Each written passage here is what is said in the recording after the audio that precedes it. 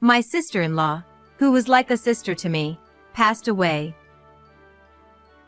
Thank you, I whispered to her, who lay in the casket with a gentle smile. Scattered flowers, numerous letters from the attendees. Suddenly, a few photographs caught my eye. And in that moment, what? I froze. The scene before me was impossible. What was there wasn't a gesture of mourning but pure malice. Who could have done this, and for what reason? Amidst the mourners quietly weeping, I instinctively glanced around. Then, I locked eyes with someone.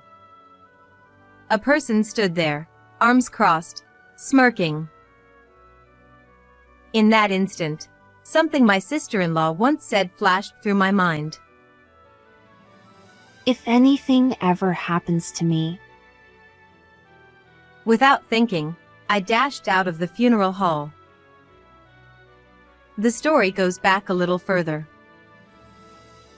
I am a 33-year-old housewife living with my husband David, whom I married 5 years ago, in a rented apartment in the suburbs. We have no children. Both David and I love children and have always wanted to have them, but I have never been pregnant.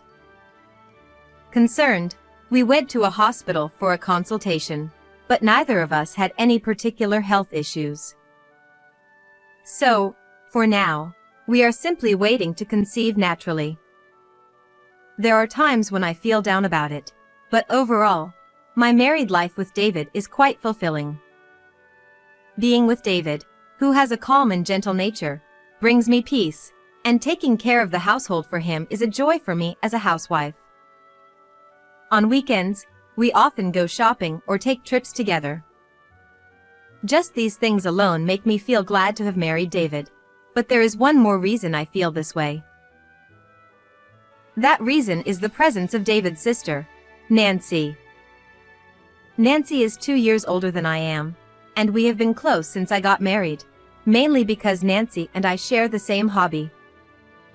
Both of us love intricate work, especially making jewelry and embroidering small items. I spend my free time between household chores, while Nancy fits it in between her work, and we enjoy our hobby together. Nancy is more skilled at handicrafts than I am, and whenever I have questions, she kindly offers advice without a hint of annoyance. She often shares her dinner with me or gives me brand name bags she no longer uses. She really takes good care of me. Nancy is also actively involved in volunteer work and often finds time to help others. I think of Nancy as if she were my own sister and truly admire her. Nancy, it's been a while. I brought the parts for the accessories we were going to make today. Thank you, Kathy. I'm sorry for asking you to bring them. Nancy replied apologetically as she welcomed me into her living room. I ran out of time to go buy them myself because I had to go to the hospital. Nancy has a chronic illness. Although we wouldn't notice it in her daily life, it's thanks to her regular checkups and medication. Don't worry about it, I replied, spreading the parts out on the table. The accessory we were going to make today would be particularly special for Nancy. It was something she would wear at her own wedding. A tiara adorned with pearls and beads. She had shown me the design sketch, and it was already stunning. I couldn't wait to see the real thing. Nancy currently has a fiancé, and their wedding is about 6 months away. I had been introduced to him before. He is quite handsome and also an elite graduate from a prestigious university. However, he is neither arrogant nor boastful, but rather humble and gentlemanly. I think he is a perfect match for Nancy, who is a person of such great character. As we were excitedly working together, the doorbell rang, signaling a visitor. Nancy immediately got up from her seat, Just a moment. glancing at the intercom monitor. But then she let out a displeased Oh no. and reluctantly headed toward the entrance. I continued with the work, assuming it was probably a salesman. A short while later, I heard the footsteps of several people walking noisily down the hallway. The living room door opened, and there stood my father-in-law. Oh, Kathy, isn't it? It's been quite a while. For a daughter-in-law, you sure don't show your face often. Must be nice to have such a carefree life. He sneered as soon as he saw me, frowning. Hey, Dad, what are you doing here? Don't tell me you're here to ask for money again. I'm not lending you anything anymore. And of course, neither is David. It seemed he had let himself in without permission. Nancy interjected sharply as she hurried back into the living room, clearly having followed him in. Since our marriage, David and I had only met my in-laws a few times, despite them living nearby. In reality, we were practically estranged from them. The reason was that they were greedy and extravagant, constantly pestering their children for money. That's cold, coming from family. Aren't you marrying some high-flying elite from a big corporation? Then lending me a little money wouldn't hurt, would it? Oh, I know. Hey, Kathy. He continued, his voice suddenly turning syrupy sweet. You'll lend me some money, won't you? I don't know when I'll be able to pay it back, but it's okay, right? After all, you're the daughter-in-law, so you should be filial. Well, that's... I stammered, caught off guard by his request directed at me. Before I could say anything more, Nancy stepped in. Stop it! Don't drag Kathy into this mess. Now, please, just leave already. She said firmly, grabbing her father's shoulder and forcibly pushing him back towards the entrance. The front door slammed shut with a loud bang, and Nancy immediately returned. I'm sorry for having such a troublesome parent. She apologized, looking sad and bowing her head. Nancy, there's nothing for you to apologize for. I'm not bothered at all. Come on, let's get back to our work, okay? I said cheerfully, trying to lift the mood. Finally, a smile returned to Nancy's face. Having such difficult parents brings a lot of hardship to their children. Despite this incident, Nancy's tiara was slowly coming together. We were just one step away from completing it, but that step was never to be taken. Because Nancy suddenly passed away. It was just 1 month before the wedding. I didn't fully understand the details, not being knowledgeable about medicine, but it seems a seizure, one of the symptoms of her chronic illness, had occurred, and she wasn't able to manage it. Normally, when she had a seizure, she could calm it down by taking her medication, but that time, it seemed she didn't have the medication she always carried with her. When I heard of Nancy's death, I couldn't quite feel sadness. It was all so sudden that I couldn't fully grasp the situation. Slowly, however, the reality began to sink in, and I found myself overwhelmed with grief, unable to hold back my tears. But I couldn't just remain sad. We had to prepare for the funeral. David, being her younger brother, was set to be the chief mourner. Ordinarily, it would be the spouse or the parents who would take on this role, but Nancy had not yet registered her marriage, and her parents were completely unhelpful, only talking about the life insurance money. I couldn't help but question their sanity, considering how they could only discuss money when their own daughter had just passed away. I even found myself wondering if they had somehow wanted Nancy gone for the insurance payout. That's how appalling their behavior was. Despite some trouble, many people who had admired Nancy during her lifetime attended the funeral. Nancy had been loved by so many. Thinking of this made my heart ache, and I almost started crying again. I held back my tears, pressing my fingers to my eyes. I knew that constantly mourning would not bring Nancy peace. As I was thinking that, Kevin, Nancy's fiancé, who had red eyes from crying, approached me. Kathy, it's been a while. I never thought we would end up having a funeral instead of a wedding. He said, his voice filled with exhaustion and pain. I'm truly sorry for your loss. I know it's difficult, but please try not to let it get to you too much. At least make sure to eat and sleep properly.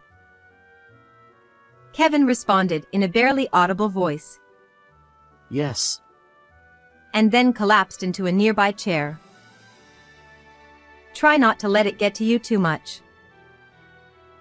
I realized I wasn't one to talk. To find closure, I decided to open the coffin one last time and say a final goodbye to Nancy. I felt certain that Nancy would want me to do so. Nancy, lying in the coffin, looked as if she were simply sleeping. Nancy, thank you for everything. I whispered and was about to close the coffin when I noticed something placed next to her face.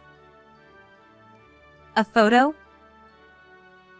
We had placed a few mementos in the coffin so Nancy could take them with her to heaven, but I didn't remember placing any photos.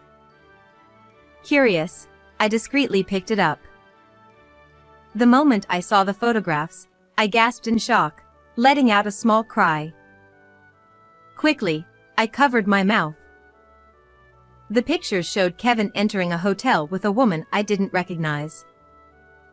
My mind raced with questions. Who put these here? Why? Were these photos even real? With these doubts swirling in my mind, I cautiously glanced at Kevin. Noticing my gaze, Kevin flashed a brief smirk. The expression, so out of character from his earlier grief-stricken demeanor, was chilling. His eyes were fixed on the photos in my hand. Seeing his expression, I realized that Kevin had placed these photos in the coffin. He must have intended to burn them along with Nancy's body, to destroy the evidence. Or perhaps it was to torment Nancy, or whoever found them. What is this? What are you trying to do? I demanded, moving toward Kevin, unable to contain myself. Kevin chuckled softly. You found them, huh? What can I say? It's exactly what it looks like. That woman, she claimed to have a quiet hobby like handicrafts, but she wasn't quiet at all. She even dared to defy me, an elite with a good face. Of course, I decided to go for a kind, younger, and more obedient girl. His words made my blood run cold. Well, no way. So, because of that, Nancy became a nuisance to you, and... I stammered. Kevin smiled brightly and said, I wonder why she didn't have her medication with her right when a seizure happened. At that, I couldn't help but scream. People around us turned, startled, and gathered in confusion. This man, he did something to Nancy. I pointed at Kevin, my finger trembling uncontrollably. Kevin responded with a calm expression. What are you talking about, Kathy? Are you feeling a little tired? I have my car here today. I could drive you home. He offered nonchalantly, grabbing my arm. I instinctively shook off his hand and dashed out of the funeral hall. I could hear Kevin calling after me, but I ignored him and kept running. I was scared of him, but there was another reason I ran. I remembered something Nancy had said to me before she died. If anything happens to me, check under the closet. At the time, I thought it was just a joke, but now I realized it was an urgent message from Nancy. Nancy's house wasn't far away.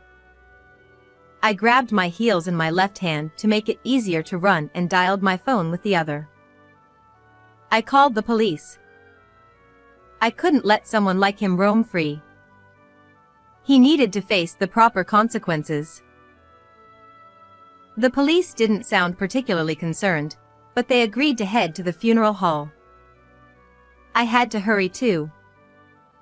I ran with all my might and finally reached Nancy's house. There was no need to worry about the key, I already had a spare one. I opened the front door and headed straight for the bedroom where the closet was. The closet was immediately to the right as I entered the room. I crouched down on the wooden floor, peering underneath the closet. There was something white there. I reached in and pulled it out. An envelope. I quickly opened it, and inside were extra copies of the photos I had seen earlier and a voice recorder. It was solid evidence of Kevin's affair. Clutching these items, I sprinted back toward the funeral hall. On the way, I decided to play the voice recorder to check its contents. This is. By the time I arrived at the funeral hall, the police were already there, with a police car parked in the lot. As I entered, everyone's eyes turned toward me. Kevin was speaking with the police near Nancy's casket. As I said, it's a misunderstanding. I didn't do anything. She passed away due to her illness. Maybe the call was just a prank or an attempt to harass me. There isn't any proof, after all. If you're going to make such accusations, then bring some evidence.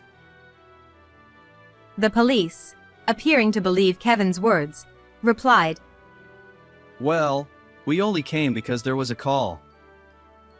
That's all. and with a reluctant smile, they seemed ready to leave. Wait. I have the evidence right here. I shouted, stepping onto a nearby chair and pressing the play button on the voice recorder I had brought. How could you cheat on me? The wedding is so soon, and you betray me like this. Shut up! It's because you're not cute enough. It's not my fault. I have proof of your affair. Should I send these photos to your company? If you end it with her now, I'll forgive you. Please, come back to me. If you do that, you know what will happen, right? You won't live to see another day. Nancy and Kevin's voices reverberated throughout the funeral hall. The rawness of the conversation left everyone stunned and utterly silent. David was the first to break the silence. You! How could you do that to my sister? This prompted the attendees to start shouting, one after another, hurling insults at Kevin. He stammered. What? It's her fault. It's not my fault. She didn't listen to me. A commotion was on the verge of breaking out when one of the police officers, who had been watching from the sidelines, blew his whistle. The sharp sound cut through the air, and the crowd settled slightly. The officer, seeing the moment, then spoke. Could you come with us to the station for further questioning? His tone had shifted from reluctant to commanding, and he now glared at Kevin with intensity. The attendees, following his lead, all turned their glares toward Kevin as well. Realizing he couldn't escape, Kevin muttered in frustration, Damn it! his shoulders slumping in defeat. Sometime later, Kevin was arrested. Even after being taken into custody, Kevin stubbornly refused to admit his guilt, but in the end, he couldn't escape the police's relentless questioning. As I was informed by the officers, when Nancy had her seizure, it was because Kevin, who was with her, snatched her medication and threw it away. How could someone do something so cruel? I don't want to think of him as a human being. I wish he would stay behind bars forever, but he'll probably be out in a few years. To protect me from any possible retaliation once Kevin is released, David decided to request a transfer, and we moved far away. This incident also led us to completely sever ties with his awful parents, who cared only about money, even after their own daughter died. I don't think we'll ever see them again. At first, moving to a new place where I knew no one was challenging, but now I've made new friends who share my love for crafts, and I'm enjoying my new life. And there was another piece of good news. I found out that a new life is growing inside me. We don't know the gender yet, but the name is already decided. Whether it's a boy or a girl, we'll name them Tracy, a name similar to Nancy's, whom I admire so much. I'm sure Nancy must have felt deep regret to be betrayed by the one she loved and have her life end halfway through. So I have resolved to live my life fully, for both of us. That is my vow. How did you like this story? Don't forget to subscribe to the channel. See you in the next video.